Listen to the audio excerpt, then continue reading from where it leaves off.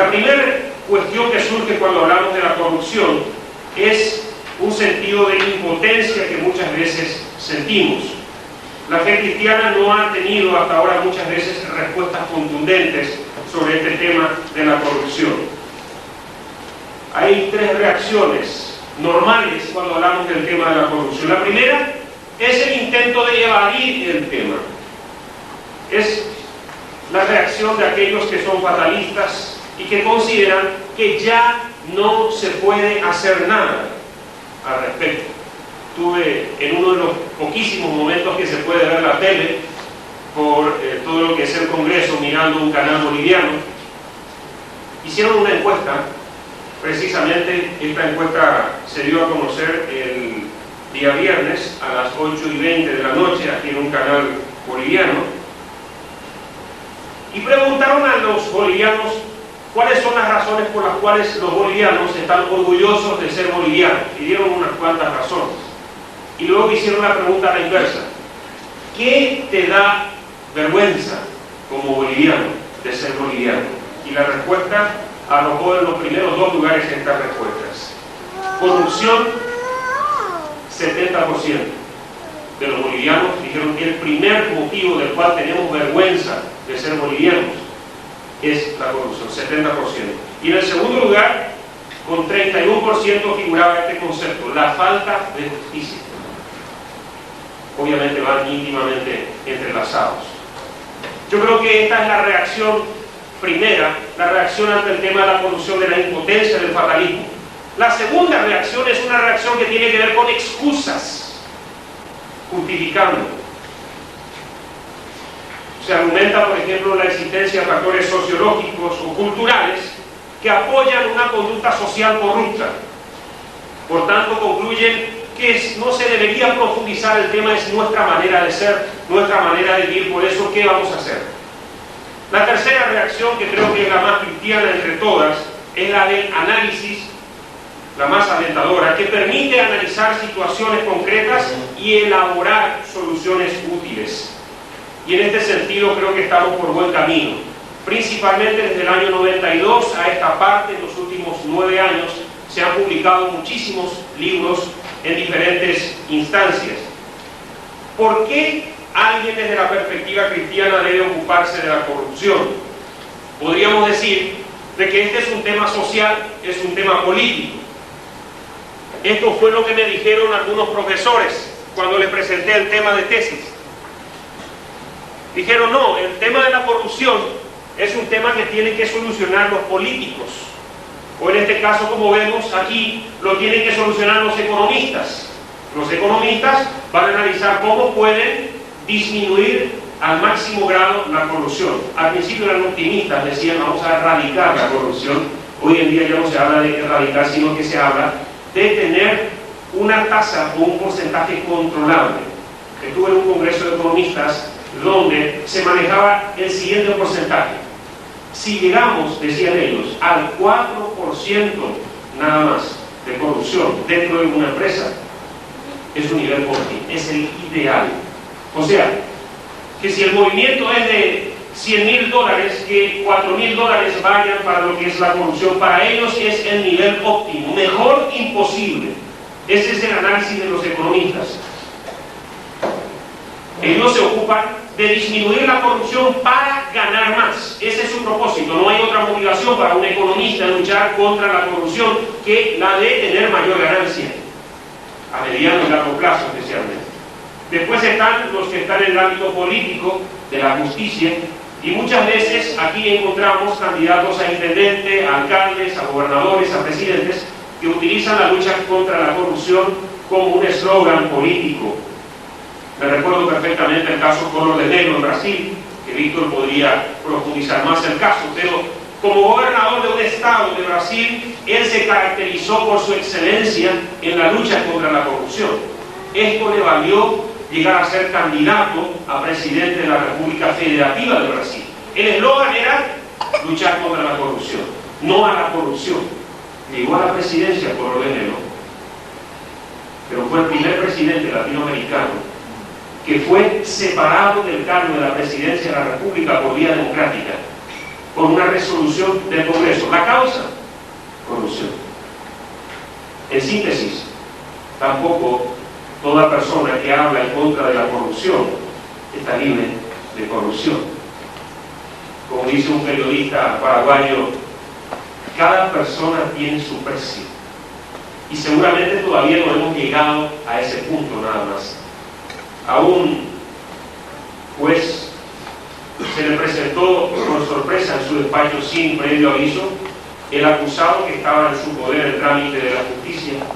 Y este acusado se sentó frente a la mesa y le puso $5.000 así en seco en la mesa.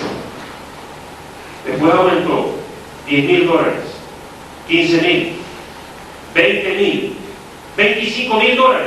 Y en ese momento el juez, que tiene un botón secreto debajo de la mesa, aprieta el botón, viene la guardia y la orden: arresten a este señor. Y otro juez, colega, se enteró de que hubo un incidente, se acerca y le dice: ¿qué pasó? Y tuve que arrestar a este señor. Me puso $25.000 en efectivo sobre la mesa. ¿Y por qué lo mandaste a arrestar? Porque estaba llegando a mi límite. Estaba llegando cerca del momento en el cual iba a cambiar su actitud para con el caso.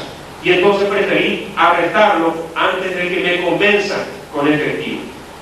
También está la parte de los sociólogos, que también han sacado muchos libros y estudios últimamente, principalmente justificando o relatando cómo nuestra cultura en América Latina, ha llegado a ser una cultura que ha permitido conductas corruptas. Al policía de tránsito se le paga luego poco porque se sabe que va a tener una coima, una propina muy especial de parte de ciertos conductores. Entonces está incluido muchas veces en el paquete de cierto trabajo, o en la aduana, los funcionarios que tienen sueldos escasos porque van a tener comisiones muy especiales durante su trabajo. Ahora, ¿cuál es el problema? ¿Cuál es la causa última de la corrupción? La causa última, la raíz de la corrupción, es el mal moral en el ser humano, el debilitamiento moral que viene como consecuencia de un debilitamiento espiritual, del tejido espiritual de la persona. Ahora yo les pregunto, ¿quién trabaja con esa faceta del ser humano? ¿Quién trabaja con la parte moral del ser humano? No son los economistas, no son los políticos, no son los juristas, no son los sociólogos. Somos nosotros los que trabajamos en la parte espiritual de las personas, en la parte moral de las personas, que tenemos una jurisdicción directa acerca de este tema. Por eso creo que la pelota, como se dice, está en nuestra cancha, la pelota de la corrupción. Estamos esperando que los gobiernos solucionen el problema de la corrupción. No lo van a solucionar. La única solución al problema de la corrupción es una transformación del ser humano de adentro para afuera. Queremos hacer reformas, queremos sacar leyes, queremos tomar medidas de controles. Todo eso no ayuda si no cambia el ser humano. La corrupción es una herramienta muy importante que debemos utilizar los estrategas en materia de evangelización para alcanzar a muchas personas para Cristo. Es un tema en el cual como cristianos tenemos todo que dar y el mundo todo que recibir. Si somos sal y luz, que somos dos elementos principales anticorrupción, y esa es nuestra función. La función de la sal, cuando no teníamos heladeras o freezers, era la de conservar los elementos alimenticios de una manera que no se descompongan. La misma función es la del cristiano, de ser sal, de detener la corrupción. La luz es aquel elemento que nos corresponde en el sentido de alumbrar donde hay oscuridad. El peor enemigo de la corrupción es, por ejemplo, la prensa. Aquellos que tratan de arrojar luz. El problema es que la mayoría de nuestra prensa secular está involucrada con alguien que está aferrado a algún cargo de corrupción o alguna maquinaria de producir dinero ilegalmente. Yo quisiera compartir con ustedes brevemente la fórmula de la corrupción.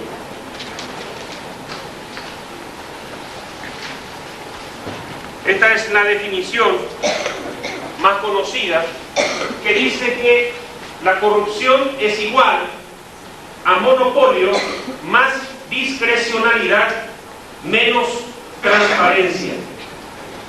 Corrupción es igual a monopolio. Alguien tiene un poder absoluto,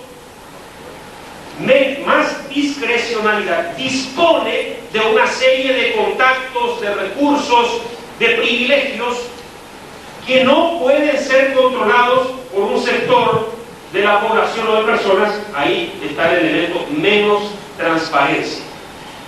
Y esto es realmente preocupante, y esta es la situación no solamente de las instituciones seculares, sino que lamentablemente el subtítulo del libro dice: desafíos de la corrupción a la fe cristiana. En otras palabras, hay diferencia entre los manejos de las iglesias o de ciertas instituciones eclesiásticas para con la manera en que se manejan las instituciones seculares. Hablando, por ejemplo, siendo presidente de una empresa cristiana o de una institución cristiana, usted tiene acceso libre al teléfono, acceso libre a vehículos de la institución. ¿Cómo usted utiliza esos recursos?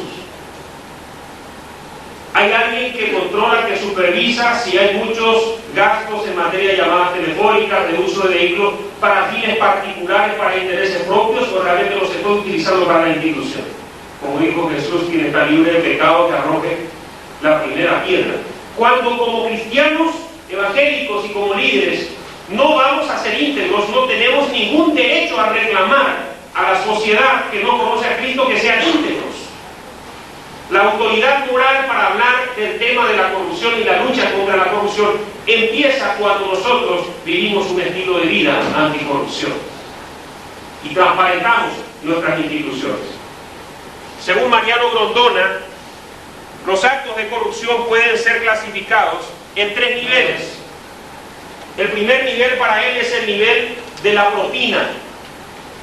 Cuando estamos acostumbrados en cualquier restaurante o en cualquier lugar donde alguien nos ofrece un servicio, al final le dejamos una propina.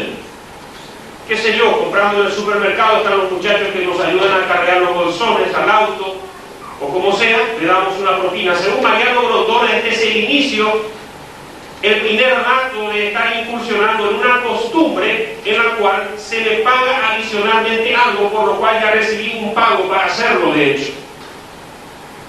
El segundo nivel es el nivel de la exacción. Por ejemplo, cuando me presento con una queja por las llamadas telefónicas que yo no hice y figuran en mi cuenta, y me presento ante la institución que rige, y bueno, el que está ahí a cargo me dice: vamos a hablar con el jefe, esto que aquello, por favor venga en 2 semanas. No, yo necesito solucionar ahora mi problema. Y bueno, y muchas veces suceden gestos invisibles. Hay un texto muy lindo, anoten el texto de Proverbios capítulo 6, versículos 12 y 15.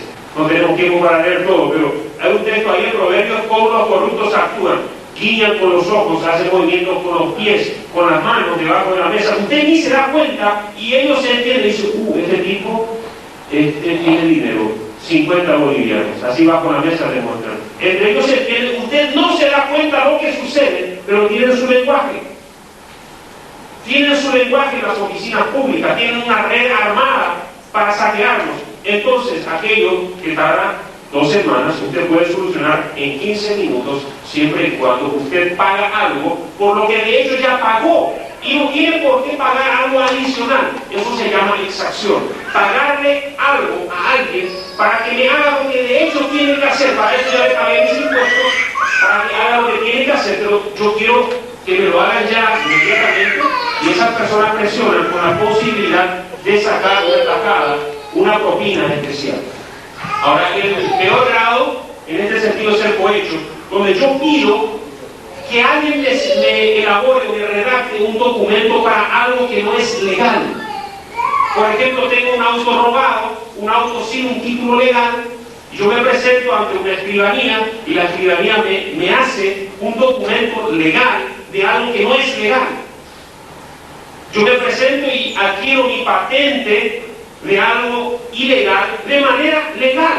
Algún funcionario público, dinero de por medio, con algunos cómplices, hicieron legal, entre comillas, algo que es ilegal.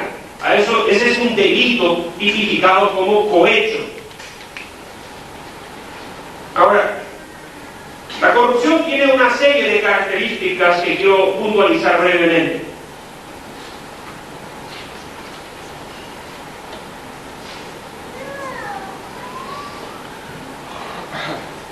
La corrupción siempre involucra a más de una persona. En esto se diferencia de otros pecados o males sociales, como la infidelidad o el engaño, cualquier cosa que yo puedo hacer solo. Yo puedo robar un objeto de alguna parte, pero en la corrupción hablamos de que es un pecado social. Por lo menos hay dos partes y siempre una tercera afectada. En segundo lugar, tiene que ver siempre con mantener algún secreto o silencio. Algunas personas saben algo, por ejemplo, acerca de los procedimientos que se tuvieron para una licitación, o acerca del destino de cierto dinero de la iglesia, para hablar en otros términos, cosa que la mayoría de la gente no se le hace enterar, no se le informa, no se le pide permiso. Es mantener un secreto. Tercero, la corrupción tiene un elemento de responsabilidad y privilegios mutuos. Uno corrompe y el otro se deja corromper. Ambos se benefician en el asunto a costo de la sociedad o de terceros. Por ejemplo, el policía caminera que le paga a usted. Usted pasó luz roja. No sé, acá en Bolivia me dicen que no cobran, pero en otros países sí. Usted pasa luz roja, ahí le espera a la persona. En Paraguay sale más o menos, creo que $150 la multa si pasás en luz roja. Claro, $150, pero tenés que perder todo un día, ir a una oficina pública y a ir pagando. O sea, uno pierde un montón de tiempo y muchas circunstancias difíciles. Y entonces, ¿qué sucede? El policía caminera insinúa, para no hacerlo difícil, usted va insinuando la posibilidad de que usted le dé algo para dejar pasar la situación. Usted no tiene inconvenientes, no tiene pérdida de tiempos, usted accede, se ponen de acuerdo, ambos se benefician. Usted no paga $150, usted paga 20 o $10. Eso le beneficia al otro, no pasa por los canales oficiales, usted se libra del problema. ¿Quién es dañado? ¿Saben quién se daña ahí? Aquella persona a la cual yo le voy a matar en el próximo semáforo que cruzo el rojo. La sociedad es dañada, nuestra cultura es dañada, no hay respeto. Usted no puede confiar que cuando usted cruza con luz verde del otro lado, el que tiene luz roja va a respetar, porque vamos creando una cultura delictiva, una cultura evasiva. Tenía un compañero de estudios en Buenos Aires que era repartidor de mercaderías, y él se especializaba en, bueno, era una tortura ese día que le acompañé, porque pasaba semáforo que había, él iba rápidamente a donde tenía que ir. Todas las leyes para él no eran problema. Y un zorro nos agarró pasando el semáforo en rojo, y yo estaba al lado de él, quería saber qué pasaba. Y uno se presentó y le dijo: señor, usted cruzó el... y sí, ¿cómo podemos solucionar el problema? Y bueno, le sacó lo que sería un boliviano. Le dijo: señor Báez, tome, sírvase por favor, chao. Puso el dinero y se fue. ¿Saben lo que sucede?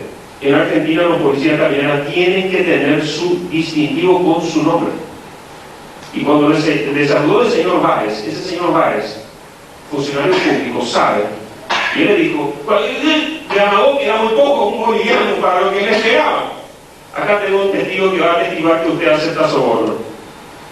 Y hay una ley que impide que esa persona pueda prosperar, porque va a perder su puesto de policía caminera si es que hay una denuncia, y yo estaba de testigo que él aceptó soborno. Entonces, a él le conviene aceptar. O sea, esta persona ya fue tan hábil de manejar los códigos corruptos de que incluso en el acto de corrupción le roba otra vez al otro, o sea, con sus propios códigos. En esta cultura recontra, ultra corrupta estamos. Los corruptos generalmente justifican sus acciones en la legislación, y eso nosotros los laicos, los que no tenemos mucho conocimiento de leyes, muchas veces se nos pasa. Parecen leyes muy buenas, que van a hacer que se construyan viviendas para los pobres, que van a hacer que va a entrar, no sé, alimentos, o va a entrar un producto X con ciertas facilidades, se va a disminuir el porcentaje de pago, pero no sabemos muchas veces que detrás de esa situación hay grandes empresarios que están manejando grandes volúmenes de productos amparándose en estas leyes. O sea, se amparan en leyes particulares y las pintan socialmente como leyes de bien social común. Quinto, los que participan de la corrupción tienen suficiente poder para influenciar en las decisiones. A la corrupción siempre le corresponde algún poder, el uniforme del policía, o en este caso el poder de la información de saber que el otro puede ser acusado si tiene un testigo. Siempre algún poder. El saber es poder, ¿eh? Los periodistas, aquellos medios de comunicación que manejan información, manejan poder. La corrupción siempre se vale del engaño, la traición y el fraude. Ahí tenemos mucho que hablar en todos los países latinoamericanos. Todo tipo de corrupción es una traición de la confianza, y a esto voy. En este sentido, la corrupción tiene algo que ver con la religión, porque a la esencia de la religión corresponde el elemento de confianza, que es la fe. Por lo tanto, la corrupción es un desafío a la fe, cuya raíz es la confianza. Vivimos en una sociedad en que todos desconfiamos de todos. Ya no hay confianza. Cuando el pastor sube al púlpito a predicar y elige un texto, enseguida ya hay personas, esto será para mí, esto es para fulano, la razón por la cual eligió este texto es esta circunstancia que pasó. Empezamos a desconfiar, respiramos un aire de desconfianza absolutamente. Se ha perdido la confianza incluso en las iglesias. Por eso digo que el título en este momento, Desafíos de la corrupción a la fe cristiana, tendría que ser diferente. Desafíos de la fe cristiana a la corrupción. O sea, en lugar de que nosotros nos estemos defendiendo de la contaminación de la corrupción hacia adentro de la iglesia, tendría que ser a la inversa, que la sociedad se cuide de las iglesias que esté luchando en contra de la corrupción. Tendríamos que estar al ataque, no a la defensiva, en la lucha contra la corrupción. Octavo, toda corrupción tiene una doble contradicción. Algún funcionario da el permiso o la autorización mientras que obtiene ganancia particular. La expedición de un documento logrado mediante soborno también es toda una contradicción. Y después, finalmente, todo acto corrupto viola la norma de deberes y derechos dentro del orden social, y toda corrupción en su raíz es un mal moral. Por eso está en nuestro territorio el tema de la lucha contra la corrupción. ¿Qué alternativas tenemos? Quiero plantear brevemente algunas cositas.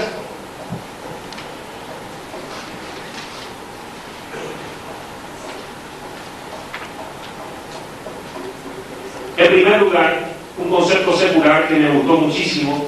En Ecuador se ha practicado mucho esto, que es la formación de islas de integridad. Se ponen de acuerdo algunas empresas que se manejan con códigos éticos específicos en la empresa, que se ponen de acuerdo de no sobornar en las licitaciones públicas, y se pone una marca titulada Isla de Integridad, que en un mundo de corrupción hay empresas que no van a entrar en licitaciones con sobornos, y se han puesto de acuerdo algunas empresas y un alto castigo por si se descubre a alguna de estas empresas sobornando. Estas empresas tuvieron mayor confianza de los organismos internacionales, han logrado la mayor cantidad de las licitaciones. Pero ¿qué pasó hace algunos años? Una de estas empresas sobornó $200 millones para conseguir una gran licitación. Las demás instituciones que habían firmado este pacto de isla de integridad aplicaron la ley, que ellos se pusieron de acuerdo, tuvieron que pagar $400 millones de multa a estas islas de integridad. Esto fue destinado a un fondo de ayuda a instituciones de beneficencia que trabajaban en la sociedad. Ellos pagaron esa multa para volver a integrar las empresas de la isla de integridad, porque cuando se cortaron solos, sobornando, fueron perdiendo la credibilidad y la eficacia. Yo creo que la iglesia, bíblicamente, tendría que ser una isla de integridad. La iglesia tendría que ser una isla de integridad, desde la cual, o sea, el hecho de que pertenecer a una iglesia sea un sinónimo de que es una persona íntegra, eso debemos recuperar, y que las instituciones cristianas sean instituciones íntegras. Transparencia interna. ¿Cuántas iglesias o cuántas instituciones no pueden demostrar que tienen los asuntos todos claros? Tal vez uno puede decir, sí, creemos en el hermano que nos está robando, pero lo puede demostrar con documentos el tesorero de la iglesia, el tesorero de la institución. un artículo en un diario de Buenos Aires decía Luis Palau, doblemente, o sea, exageradamente anticorrupto. Un diario secular, La Nación, de Buenos Aires. Leí el artículo y decía que Luis Palau, la organización evangelística Billy, tiene 60 empleados en el mundo y que ellos no abren ningún sobre. Por ejemplo, si él estaría acá en Coicó, mucha gente le entrega una cartita, un sobre, esto, que aquello. Él no abre ni un sobre. Cada vez descarga su saco, todos los sobres, todas las informaciones, y cuando se acumula algo de correspondencia, hay dos escribanos no creyentes que, labrando actas sobre por sobre, abren entre dos escribanos que no son creyentes, uno por uno los sobres, y redactan y documentan de qué se trata, si hay dinero, si hay quejas, si hay pedidos de oración, lo que sea. Pero esa es la respuesta que dio Luis Palau. ¿Por qué tanto control? Porque hubo grandes evangelistas que cayeron grandemente en pecado sexual o pecado económico, y él no quiere hacer eso, y él quiere dar credibilidad y transparencia a todos sus procedimientos. Es preferible que nos digan que somos exageradamente anticorruptos. Tercera alternativa, un discipulado anticorrupción. Yo creo que ahí fallamos mucho. A veces lo único que nos interesa de la persona que conoce a Cristo y que va a ingresar en la iglesia es que sepa dar el diezmo. Pero ¿de qué nos da el diezmo? ¿De productos de contrabando? El Señor nos bendice dinero ilegal. Es preferible que perdamos ese dinero. Pero estos hermanos han sido instruidos. ¿Qué significa trabajar honestamente? Ganarse el dinero honestamente significa muchas veces que al llegar a los pies de Cristo hay personas que van a tener que dejar su profesión. Algunos van a dejar algún trabajo, llámese la prostitución, por ejemplo, para ir a un extremo. El dinero de la prostitución, creo que estaríamos todos de acuerdo, que no sería muy bienvenida en nuestra caja de la iglesia. ¿Y por qué el dinero de autos robados sí? ¿O por qué el dinero de productos pirateados o falsificados sí es bienvenido en la iglesia?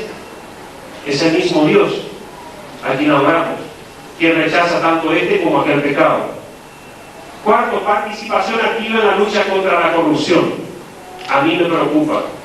En Paraguay estoy activando dentro del capítulo de Transparencia Internacional. Soy el único evangélico. Los demás son todos católicos y algunos ni católicos. Hay un capítulo que trabaja también en instituciones gubernamentales controlando la transparencia de los procedimientos con grandes créditos internacionales. Ahora la pregunta es, ¿por qué la iglesia no activa en contra de la corrupción? Yo tengo dos sospechas. La primera es la más sencilla, y bueno, que no esté capacitado, no esté instruida para eso, pero la que más me duele, que en algunos casos digo, tal vez en muchos casos no tiene autoridad moral para incursionar en la lucha contra la corrupción. Y ahí estamos fritos. Ahí tenemos que empezar a replantear qué significa el trabajo de seguir a Cristo y de preparar a la gente. Y el quinto elemento, que creo que es el más poderoso, es la intercesión. Es nuestra arma exclusivamente cristiana, la de la oración. El tema de orar por las autoridades no significa decir Dios bendice a las autoridades con todo el mal que hacen, no. Es bendecir el cargo, pero la autoridad está puesta para beneficiar el bien y castigar el mal. Para eso Dios las ha puesto y ellos van a rendir cuentas de ellos un día ante Dios. La Biblia está llena.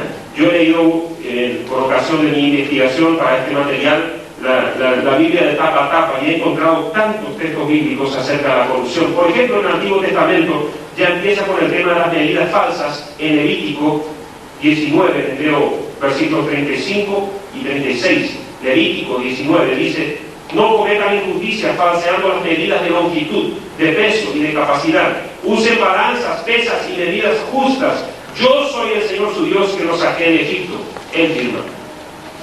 Ya el pueblo de Israel tenía problemas con que un kilo no era siempre 1000 gramos, a veces compramos 940 gramos por lo que es un kilo. O un metro es a veces 97 centímetros, siendo que tiene que ser 100, según la medida que nos pusimos de acuerdo todos. Eso ya fue un problema en el Antiguo Testamento. En el Nuevo Testamento, bueno, en el libro hay mucha información al respecto. He hecho un trabajo sobre Amós, también sobre todo el tema de Jesús, pero quiero terminar con un texto de Hechos, capítulo 24, que nos compete mucho a nosotros. Hay muchas personas que viven según la filosofía, el fin justifica los medios. Yo tengo un fin noble, tener una radio cristiana, tener un canal cristiano. Está muy bien eso, pero ¿cómo lo hacemos? Dice aquí en Hechos 24, 26, Félix también esperaba que Pablo le ofreciera dinero, por eso mandaba llamarlo con frecuencia y conversaba con él. Le pongo en la situación. Pablo está preso, después de juntar la ofrenda en la provincia de Asia para los pobres de Jerusalén. Hubo un tumulto en Jerusalén, ustedes conocen la historia, se les habla a Pablo de eso, se lo lleva a Cesarea. Está 2 años preso. El apóstol Pablo, en la culminación de su carrera, está preso 2 años. Calculen cuántas obras habría iniciado Pablo en 2 años como gran apóstol. En 6 meses levantaba iglesias florecientes. 2 años le tenía Félix, ida y vuelta todos los días del calabozo, y le decía, y bueno, ¿cuándo vas a poner? Él tenía información, he investigado eso muy bien en la tesis, que Félix es pariente del que era el tesorero de César, el emperador en ese momento, y el hermano se llama Palas, y muchas veces el emperador estaba en crisis económica y le pedía prestado al tesorero de su dinero particular, y ese era el hermano carnal de este Félix. O sea, no era una propinita de $10 que esperaba este Félix. Él había escuchado que Pablo recorrió a juntar plata, o sea, de que él juntó mucho dinero. En esas circunstancias se le agarra, se le trae a Cesarea, y él tenía 2 años ida y vuelta. Pregunto primero, ¿dónde estaba la iglesia que fue beneficiada? ¿Por qué no vinieron a interceder por Pablo para que se lo saque libre de la cárcel? Pregunto, ¿estaríamos dispuestos que el pastor esté 2 años en la cárcel sin predicar? Haríamos lo imposible para sacarlo. Pablo prefería que no haya una mancha en su integridad. Después apeló a César, fue a Roma y siguió predicando allá. Pero él vivía en esta filosofía: el fin no justifica los medios. Yo estoy en cadenas, pero el evangelio está libre, decía él. El evangelio sigue corriendo. No todo se consigue con dinero. Hermanos, termino con esta reflexión y le doy la palabra a Víctor.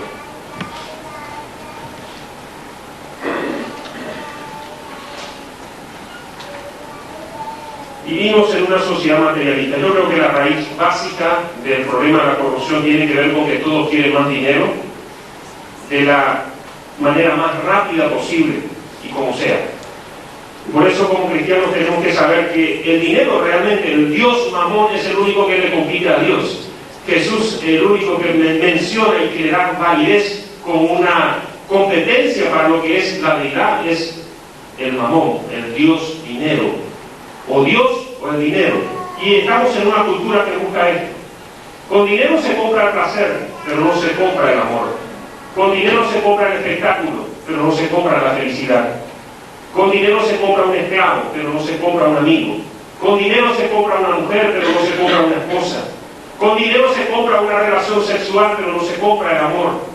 Con dinero se compra una casa, pero no se compra un hogar.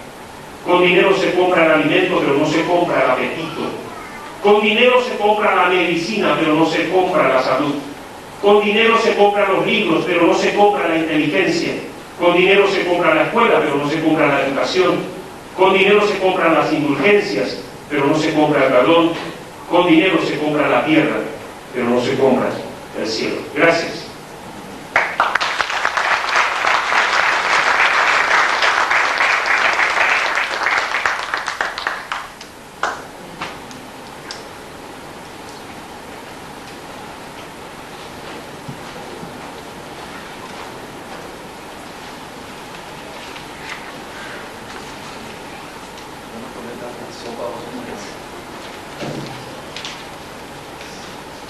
¿Puedes sacar esto? Se puede.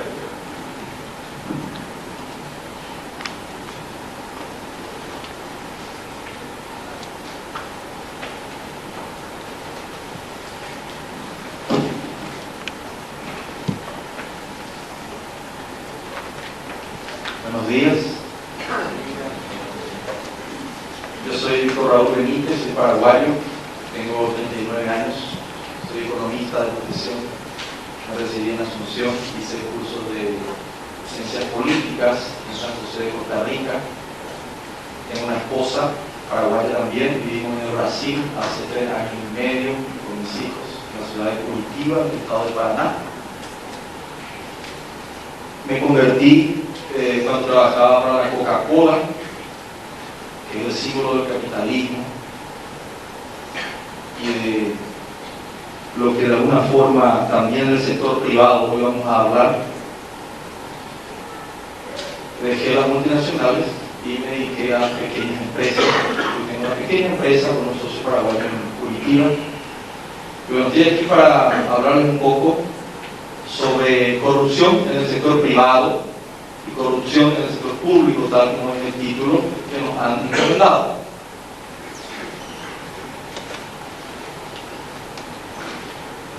Utilizando un poquito lo que estaba hablando nuestro hermano Arnoldo, corrupción es monopolio del poder, más discrecionalidad, impunidad, menos transparencia, que es la fórmula del doctor Robert Kierkegaard, un profundo conocedor de Bolivia. Él vivió muchos años, inclusive aquí en Bolivia, hizo trabajos econométricos sobre el modelo de desarrollo boliviano y la corrupción como uno de los obstáculos al desarrollo económico, político, social.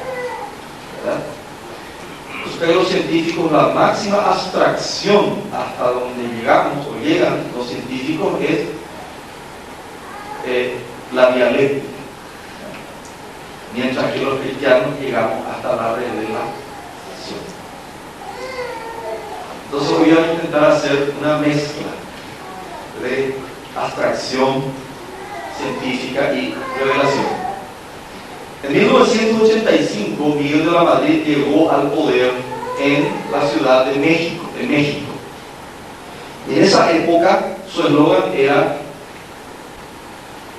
renovación moral, simplificación administrativa y renovación moral. En ese año, México comenzó su migración de una civilización latinoamericana hacia una civilización norteamericana. En esa época empezó México a dejar de ser morena como nosotros y a tener más un estilo de vida norteamericano. Y Miguel de la Madrid empezó ese proceso. Y su foco en su lugar era renovación moral y simplificación administrativa. Y cuenta la historia que estoy comentando, que la leí en un libro precisamente de Kierkegaard, que dice que a un latinoamericano que viajó a México, al hijo de este señor que estaba con su hijo, le para la policía de tránsito, como tú comentabas también allá, aconteció la misma cosa, y le dice el policía que no tenía registro, que es la licencia para conducir, que lleva preso a él y al hijo. Y entonces, estando delante de la policía, el típico caso que comentaba Arnoldo, el policía empieza a explicar las dificultades por las cuales va a pasar ese preso de tránsito para poder salirse de esa situación. Todos unos requisitos, ¿no? Tiene que presentar documento A, B, C. Como dicen en el Brasil, crean dificultades para vender facilidades. Entonces, le hace esos ademanes a los cuales tú te referías, el ademán del corrupto que mueve las piernas, que hace muecas con los ojos, etc., ¿verdad? Y le dice, puede haber una luz en el final del túnel. Esa es también una expresión famosa en el Brasil. Puede haber una luz en el final del túnel. Se está viendo coño, ¿verdad? En vez de cumplir los reglamentos. Y el otro se niega, el padre que estaba con el hijo queriendo solucionar, pagar la multa en todo caso. Y le dice, y bueno, ¿qué podemos hacer? Le dice. Y le dice, y bueno, podría salirle tanto. No, eso es mucho dinero, le dice el señor. Y en la negociación le dice el funcionario policial, ¿y qué quieren, amigo? ¿Renovación moral o simplificación administrativa? ¿Verdad? Todos los días estamos en situaciones como esas, ¿verdad? Todos los días estamos en situaciones como esas. Si nosotros volvemos, ¿cómo el mundo quiere tratar ese tema? Con la inteligencia. Acá yo tengo un discurso de Fernando Enrique Cardoso que tiene de la internet, y dice, es el código de ética del alto funcionariado público que se editó hace poco en el Brasil, Fernando Enrique Cardoso, es el presidente más ilustrado del mundo. Hoy el Brasil está gobernado por una meritocracia. Todos son hombres con PhD, ¿verdad? Doctores y mestres, como dicen, maestros. Tienen varias maestrías. Hasta yo ahora estoy haciendo una maestría para hablar un poquito de eso. Nunca fuimos tan griegos como hoy. En realidad, nosotros tenemos una cultura greco-romana, judío-cristiana, pero somos bien romanos, nos gusta el poder, somos bien griegos porque adoramos el cuerpo y la mente, la inteligencia, el currículum, ¿verdad? Nunca dice que el mundo fue tan romano y tan griego como hoy. Más griego en la época en que Grecia era el poder hegemónico. Y judíos y cristianos somos muy flaquitos por eso. Fernando Henrique dice que él confía en la inteligencia humana, dice Fernando Henrique hablando, sentía en la piel los dolores del parto de la democracia del Brasil y no me alarmo con la corrupción y sé que serán también y sé que los dolores del crecimiento de la democracia es la corrupción. Fernando Henrique hablando. Al contrario, veo una gran oportunidad de ayudar al Brasil a avanzar en el camino del perfeccionamiento, etcétera, etcétera. Él dice que la inteligencia humana va a sacar al Brasil de la corrupción.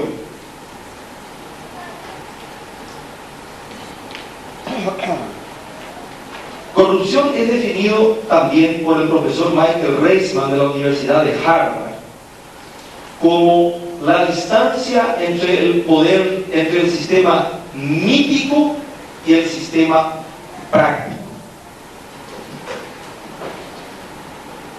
¿Qué es el sistema mítico? El Estado de Derecho. ¿Qué es el sistema práctico? Cómo funcionan las cosas. Disculpen el portugués, esas son algunas placas que uso allá. Entonces, corrupción es la distancia entre el sistema mítico y el sistema práctico. El sistema mítico, el Estado de Derecho, sería la Constitución, ¿verdad? ¿Por qué le llaman mítico? Porque es mítico, es un mito. No funciona así. Y el sistema práctico, a mayor distancia, mayor corrupción. A menor distancia, menor corrupción. ¿Verdad? No existe corrupción cero, la palabra dice, no existe un solo uso. Todos somos pecadores, todos somos en uno u otro grado corruptos. ¿Verdad? Creo que en Deuteronomio 23:13, si no estoy equivocado, Dios le dice a los judíos que lleven una palita. Por eso el ejército israelita le tiene una palita. Porque por lo visto hasta dentro del baño somos corruptos, no estiramos la cadena, no respetamos al otro que viene detrás de nosotros, porque también somos corruptos, ¿verdad? De una u otra forma no estamos cumpliendo con un acto de higiene. O sea, corrupción es, por un lado, esto, pero por otro lado, también en nuestro día a día somos corruptos, negligentes, si entendemos que la corrupción es el desvío de toda conducta genuina y excelente. Esa es una definición que a mí me gusta más, ¿verdad? Violar un semáforo, como tú decías, etc. La corrupción igual al monopolio del poder, más irresponsabilidad, impunidad, discrecionalidad, menos transparencia. No existe corrupción cero, solo diversos grados de integridad. En el libro de Arnoldo, que yo lo leí todo, dice que la corrupción viene de corazón roto, corruptum. Integridad, entonces, lo contrario. La corrupción lleva a la muerte y a la desaparición de estados enteros. Así desapareció el Imperio Romano. Países corruptos corren serio peligro de desaparecer. ¿Por qué? Porque si integridad son partes que están unidas, cohesionadas en un todo, ese todo es un ser, entonces, existe. Mas si corrupción es la desintegración de un todo en sus partes, como dice el libro de Arnoldo, entonces un todo que se niega a sí mismo deja de ser todo, deja de ser opaco, se termina, no hay más, muere.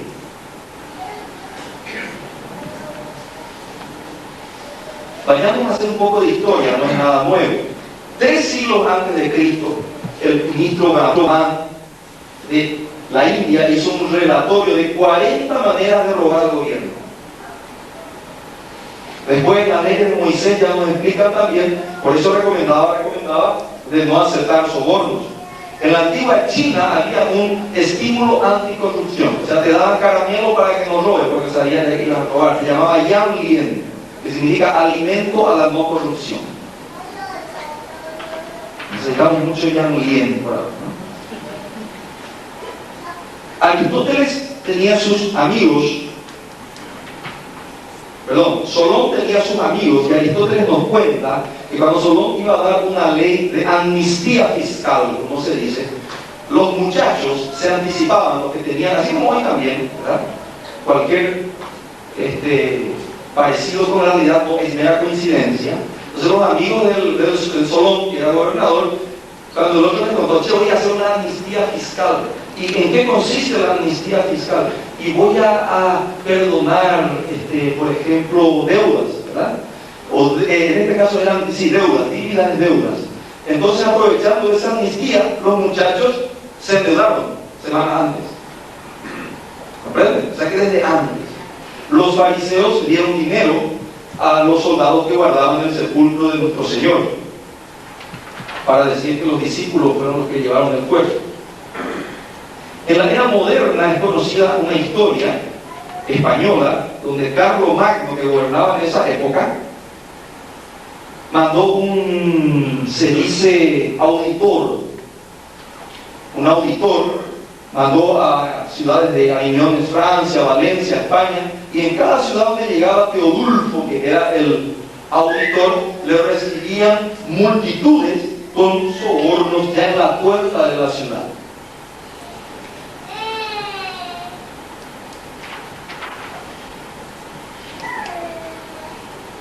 El juez inspector llegó a la conclusión de que todos los jueces y gobernadores que él supervisionaba o supervisaba eran corruptos, y que todos sus funcionarios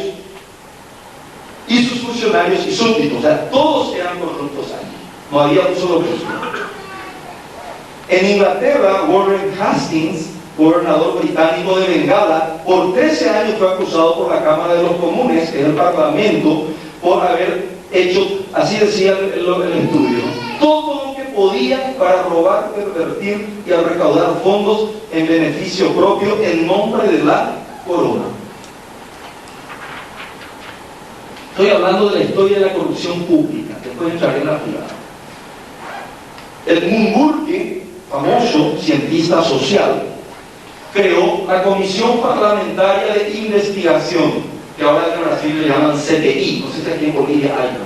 Parlamento se convierte en, ¿verdad? Y ellos descubrieron que realmente recibió sobornos, formó un plano estratégico como Collor de Mello. Collor de Mello tenía todo un plan estratégico, donde decía, ok, misión, visión, como hacen las empresas, estrategias, políticas, lista de precios. Tenía una lista de precios que encontraban en el computador de PC Farías. Decía, ¿cuánto se cobra? Un puente cuesta tanto. Contrato de la carretera norte-sur Brasil cuesta tanto. Tenía toda una lista de precios. Sin embargo, Brasil no es precisamente un país corrupto. Hay actos de corrupción en Brasil. Porque Brasil es uno de los pocos países que echó un presidente por corrupto. No conozco por lo menos otro que exactamente por ese hecho le hayan echado. El Brasil tiene una sociedad civil relativamente bien organizada.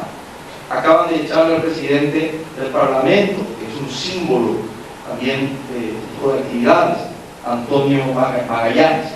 El proceso acabó en Pisa, se dice en el Brasil, o sea, en paraguayo sería OPAEI, ¿verdad? En guaraní. Terminó en nada.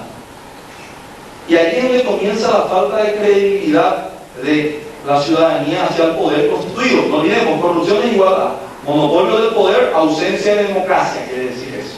Entonces tenemos que fortalecer la participación ciudadana, y la democracia no solamente en la actividad política, la democracia en la casa. ¿Será que le damos participación a nuestras esposas en la toma de decisiones sobre el presupuesto, o tenemos una familia corrupta? ¿Verdad? Más impunidad Eclesiastés 8:11 dice que cuando no se ejecuta una sentencia sobre una obra mala, las otras personas que están mirando hacen de nuevo la obra mala al día siguiente. Por eso hay que castigar la vara, ¿no? La famosa vara bíblica, ¿verdad?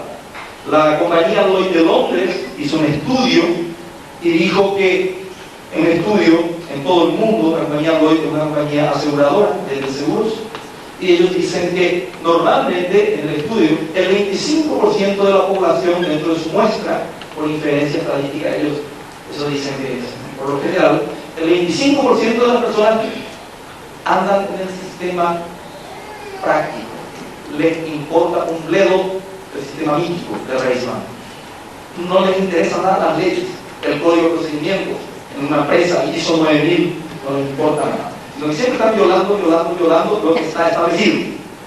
¿Está claro? El otro 25% vive dentro del sistema mítico, cumple las leyes.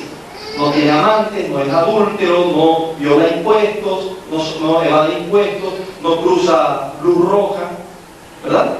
Y el otro 50%, ¿tienen la respuesta acá? Eclesiastés 8:11. Está de ojo mirando a ver cómo se dan. Si el que estaba violando las leyes se da bien, ¿qué haré yo? Pues la violaré también, todo el mundo lo hace. Si el que no violaba la ley se da bien y el que violaba es punido, pues yo cumpliré las leyes, ¿verdad? Estamos siempre observando a nosotros, nuestro marco de referencia. Entonces, ¿qué hay que hacer? Hay que punir, para que el mal ejemplo. Eso pasa con mis 4 hijos en mi casa. Lo que se da con mis 4 hijos en mi casa, ¿por qué no se va a dar también a nivel macro? ¿No les parece? La Biblia es sabia en ese sentido. Hay que instruir al niño en su camino, y aun cuando sea viejo no se olvida de eso. Por un tiempo hace limita, por un tiempo duele un poco. Ya he leído todo lo que decía allí, no necesito repetir. Los corruptos normalmente se justifican, como tú decías. Vamos a la corrupción pública. Yo le estaba escuchando al doctor Blackman, René, yo también miro la televisión cuando voy a un país, así como hace mi colega Arnold, para conocer más o menos el espíritu de una nación. Y yo me sentía acá como en mi casa, como en Paraguay, ¿no? El espíritu también con muchas deficiencias en cuanto a la integridad.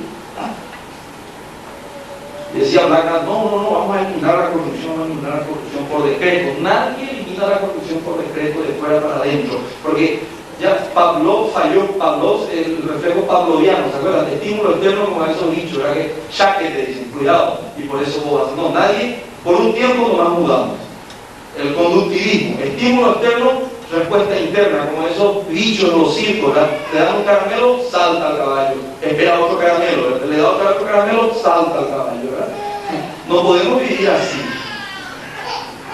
pero estamos viviendo así. Somos transaccionales, yo te doy o me das. El esposo es adúltero y la esposa le revienta la cuenta, ¿verdad? El cartón de crédito. Y se cobran mutuamente, se pasan facturas mutuamente. ¿Conocen ese tipo de matrimonio? Entonces el hipócrita niega y dice, no, yo no soy. Vos que decís, vos sos el corrupto, ese famoso. Segundo, falso e ingenuo, acepta el problema, afirma que desconocía, promete una solución inmediata y total. Lino Oviedo en mi país dice, si yo vengo, yo elimino la corrupción en 24 horas. Menem en la Argentina, Fujimori, Polo de Melo. Técnica de la eliminación de los rivales políticos. Voy a aferrarle al otro personaje, entonces yo lo voy a acusar de corrupto. Y yo mientras tanto hago lo mismo. Ya estoy terminando. La técnica del buey, ¿cómo se dice? Bode en español. El chivo expiatorio. Consiste en dar un golpe de efecto para afirmar que las cosas mudaron, cambiaron, pero ese es un cambio gatopardiano. Todo sigue igual, ¿verdad? Yo siempre, Carlos Martini, un sociólogo paraguayo, amigo mío, me dice, Víctor, lo que hay en Paraguay es un cambio gatopardiano, ¿verdad? Es un cambio, esa transición. La transición pues, es, lo viejo no termina de morir y lo nuevo no termina de nacer. la técnica del todo es corrupto. Bueno, ya que todo es corrupto, yo también, ¿por qué yo voy a ser diferente? ¿Saben cómo piensa el doctor Kierkegaard? Hizo yo soy economista, entonces todo me gusta que sea medio algebraico. Entonces, Kierkegaard hizo una formulita que a mí me encanta. En realidad lo hizo a término de variables, yo metí en una ecuación, y dice así: el típico que hablaba hoy nuestro hermano Arnold, ¿verdad? ¿Cómo piensa el funcionario corrupto? Kierkegaard dice que una de las causas de la corrupción es el gigantismo estatal y los bajos salarios en la administración pública. Y inclusive algunos falsos científicos, colegas míos economistas, dicen que eso está bien, porque entonces el mecanismo del mercado está funcionando, la ley de los precios, la oferta y la demanda. Un bien escaso es que te solucionen tus burocracias administrativas con el Estado. ¿Qué pasa cuando un bien es escaso, el precio sube? Entonces está bien, la corrupción debe sobre el precio y tienes que pagar porque es un bien escaso, es un servicio que no hay mucho, ¿verdad? La eficiencia administrativa del Estado. Entonces la corrupción está bien, porque por un lado te soluciona un problema, estamos en un libre mercado, los economistas, y por otro lado dice, eso subsidia el bajo salario que recibe ese pobre hombre. Y entonces justifica, yo he leído artículos serios firmados por economistas que dicen eso, ¿no? Imagínense. Bueno, ¿cómo piensa un funcionario corrupto? Él se ve tentado a robar, a recibir soborno, y dice así: si rechazo un soborno, recibo mi salario y la satisfacción moral de no ser corrupto. Primera premisa. Segundo, si acepto el soborno, estoy haciendo lo que se llama en economía la teoría de los juegos. ¿Conocen la teoría de los juegos? Que hay un principal que estimula y hay un agente. Entonces, ¿cómo vas a hacer? En economía se usa mucho eso, ¿verdad? Te incentivo con esto a ver cómo vas a reaccionar, ¿verdad? Somos como conejillos de India, pues, los economistas. Entonces, si acepto el soborno, recibo el valor del mismo, más pago un costo moral personal, que es la conciencia, el cargo de conciencia. Y en tercero, existe también la posibilidad de ser descubierto y sancionado, ir preso, por ejemplo, en cuyo caso debo pagar, además del costo moral personal, también la sanción, que puede ser pecuniaria y o algunos años o meses en la prisión. Cosa que, bueno, ahora voy a ver cómo funciona esto en el Paraguay, por ejemplo, donde hay bastante impunidad. Por eso es que Eclesiastés 8:11 es muy importante. Y funciona así: el tipo aceptó el soborno, como las más de las veces acontece. Las más de las veces, eso es lo que pasa, ¿no? Aceptan el soborno. ¿Y por qué aceptan el soborno? Hay algunas variables objetivas y otras que son espirituales. Vamos a intentar hacer el link. Número 1, dice: yo voy a aceptar nomás el soborno, porque el valor del soborno, su valor, dólares, tiene ahí el pesito ese, menos el costo moral que depende del código de ética personal que uno tiene. Por eso es importante los principios cristianos, porque si los principios cristianos uno los tiene internalizado, ¿verdad? El costo moral es alto, y entonces no hay plata que pague. ¿Me estoy explicando? ¿Me pueden dar un feedback? ¿Están entendiendo? No hay plata que pague ese costo moral alto. Yo tengo temor a Dios. Entonces el temor a Dios es un costo alto, pues, que yo tengo que pagar si es que acepto la platita. Menos la probabilidad de ser descubierto. Entonces aquí, voy a usar el dedo aquí, el costo moral, importancia de la evangelización. A mayor evangelización, directamente proporcional a mayor costo moral. Inversamente proporcional grado de corrupción en un país. Disculpen la economía. Menos la probabilidad, de nuevo los economistas, la probabilidad de ser descubierto. Hay países donde la probabilidad de ser descubierto es alta. Hay países donde la probabilidad de ser descubierto y sancionado es baja. ¿Verdad? ¿Está claro? Después les cuento cómo funciona eso en países como Escandinavia, los países escandinavos, versus los africanos o el Paraguay, ¿verdad? En Escandinavia, en Europa, en la Europa renana, en la Europa de los Alpes, la posibilidad de ser descubierto y pego y ser agarrado es alta. Que funciona el Estado de Derecho. La probabilidad de ser descubierto y sancionado multiplicado por la sanción por ser corrupto es mayor que mi salario, más la satisfacción de no ser corrupto, que depende de la valorización social de la integridad. Y la fórmula está aquí. Soborno menos el costo moral, menos la probabilidad de la sanción, es mayor que mi salario, más la satisfacción de ser íntegro. Entonces, ¿dónde tenemos que trabajar? Número uno, hay que pagarle bien al empleado público. Sí, claro. Y número dos, la sanción moral, el cargo de conciencia, el rechazo de nuestros iguales, de los otros seres gregarios que están en nuestra sociedad, tiene que ser alto, para que yo no me anime a recibir plata.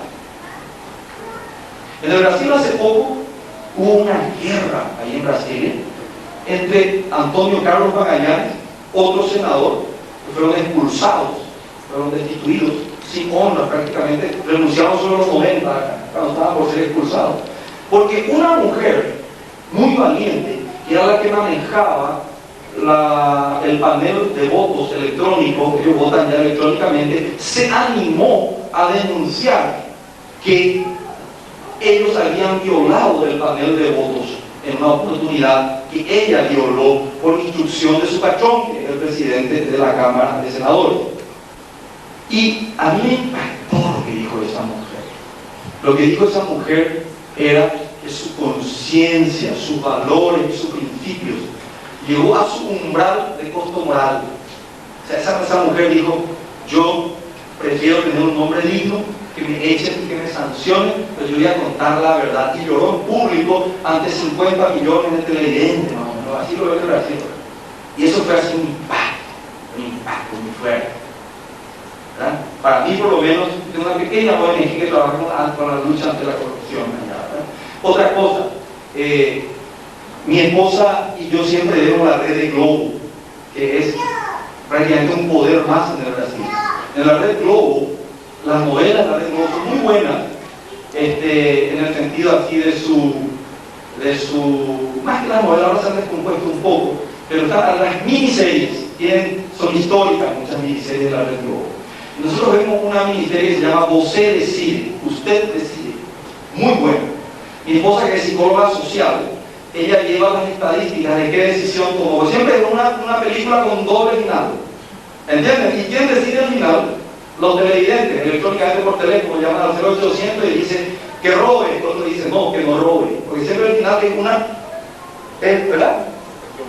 Una cuestión moral, o hacer el bien o hacer el mal. Entonces, hace poco el caso era de un señor ex narcotraficante, ex bandido, que quería vivir el amor de su vida. Él se enamoró y quería casarse con una mujer, como cualquier ser humano lo debe hacer, ¿verdad? Y él quería entonces dejar su vida de bandido. Y su ex patrón le dice: sí, pero me hace un trabajito por última vez, le mataron al prefecto de la ciudad porque me está molestando en mis negocios. Pero no, le dice él, ¿verdad? Pero sí, le dice el patrón, mira, no, si no, porque en la corrupción, como hay dos personas, tú decías siempre, es social, son rehenes mutuos, corruptor y corrompido.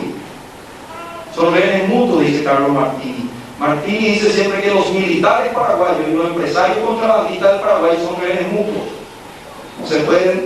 No se pueden nunca, están secuestrados mutuamente, uno secuestra al otro, otro están ahí, miren. Entonces, ¿qué pasaba? Este tipo le dice: no, patrón, dame mi libertad, yo quiero vivir mi amor, le dice: sí, matarle al prefecto, al intendente y listo. Entonces él se va y le cuenta a su amada, y su amada le dice: no, yo prefiero esperarte, te chupar 3 o 4 años de cárcel y vivimos nuestro amor. Yo quería esperar, nada, no podemos casar, yo no voy a la cárcel, siempre quería ser fiel, etc. Y adivinen qué votó el pueblo brasileño. Porque se vota, y es una muestra representativa, son 200.000 votantes, ¿verdad? Todo por teléfono, la red Globo, ¿verdad? Y primero comienza el 40%, el 50%, el 60%, el 80% de los 180.000 votantes, quemaste. Y mi esposa queda apavorada. Nosotros nos sentamos así en la cama, ponemos la almohada atrás y ella no está en su cuaderno, ¿verdad? Yo le pillé a mi esposa y decía que el tipo que presenta Você Decide es un churrito que a ella le gusta. Entonces por eso ella se me está mirando, es científico lo que yo estoy haciendo. Hago una pesquisa, es un galán así. Eso es un chiste. Entonces, você decide que es una muestra representativa.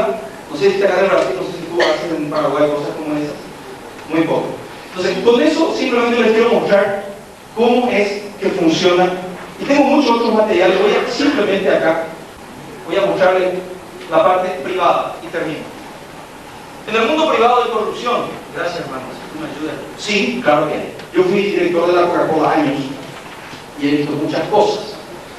Dice que un ladrón de banco roba en promedio, un ladrón de puesto de combustible, eso que asaltan en el Brasil, se van y llevan $10.000 en promedio llevan el puesto de combustible, ¿entienden? De esos servicentros. Estos son estudios hechos en los Estados Unidos y reproducidos por una revista brasileña. Y dice que un ejecutivo de una multinacional roba también. Normalmente roban. Todas más de las veces. Y en promedio roba $100.000 durante su vida activa. Dicen que aquel ladrón de puesto de combustible, la probabilidad de ser pego, de ser agarrado, es 1 en 9. Creo que está por ahí abajo. Y la probabilidad del que robó a su propia empresa, el ejecutivo que le está robando a su empresa, ¿eh? El sector privado estoy hablando, en la calle salimos del gobierno, la probabilidad de ser pego es 1 en 50. Y normalmente no le agarran. Por eso hoy existen compañías en el Brasil que son detectives dentro de las empresas. La más famosa es la Jules Kroll, es una empresa que busca quién está robando a su patrón. Son detectives. Ellos son auditores, pero su foco es robo. El auditor a veces también audita procedimientos, ¿no? Aquí el foco es solo robo. En el Brasil las empresas se están dando cuenta que sufren un altísimo índice de fraude. Yo vivo en Curitiba donde yo uso gas de Santa Cruz de la Sierra para cocinar mi arroz, porque llega desde acá el gasoducto, ¿verdad? Y nosotros ese gasoducto iba a pasar por el Paraguay. Originalmente el trazado era por el Paraguay, pero el temor era de que iban a colgar los muchachos en un callito y iban a extraer sin pagar el gas. Entonces prefirieron hacer es una lástima. Yo me fui con el cónsul paraguayo, fuimos con el doctor Caballero Vargas, que era ministro de Industria cuando estaba empezando el gasoducto, nos fuimos con el gobernador Lerner y le dijimos que pase por acá. Pero no hubo acuerdo. Es la falta de credibilidad, ¿verdad? Fíjense, alto índice de fraudes. Yo estoy viendo una propaganda aquí en Bolivia para evitar que los muchachos roben energía eléctrica. En la televisión sale. El costo económico de la corrupción, si la corrupción es reducida en pequeños porcentajes, los impuestos es pagado un 10% a más, se acaba la pobreza en el mundo. Estudios del Banco Mundial dicen que con $40 billones, 40.000 millones de dólares, toda la población que está en los índices de pobreza saldrían de la pobreza. El Producto Interno Bruto del mundo es $40 trillones. Entonces quiere decir que sí, nosotros cobramos un 10% más de impuestos, que no hace falta subir la tasa de impuestos, controlar mejor. Entonces se eliminarían los pobres en el mundo. Este tipo de análisis nos gusta hacer a los economistas, ¿verdad? Pero es todo teoría, es todo papo jurado, como dicen en Brasil, porque nada de eso puede acontecer si no mudamos de dentro para afuera. Hoy en día es un buen negocio ser íntegro, no solamente para ganar los cielos, que es nuestro objetivo, sino que y sobre todo para ganar plata. ¿Verdad? Ya las empresas están dando cuenta que existe la necesidad de tener personas de conducta. Ok, la parte final es lo que me dijo hoy Raúl Justiniano cuando estábamos hablando sobre esto. Me dice Raúl, mira Víctor, tú tienes necesidades, por eso a veces te corrompes, tienes oportunidades, pero tienes la voluntad de Dios. Ese es el triángulo en el cual todos los días vivimos.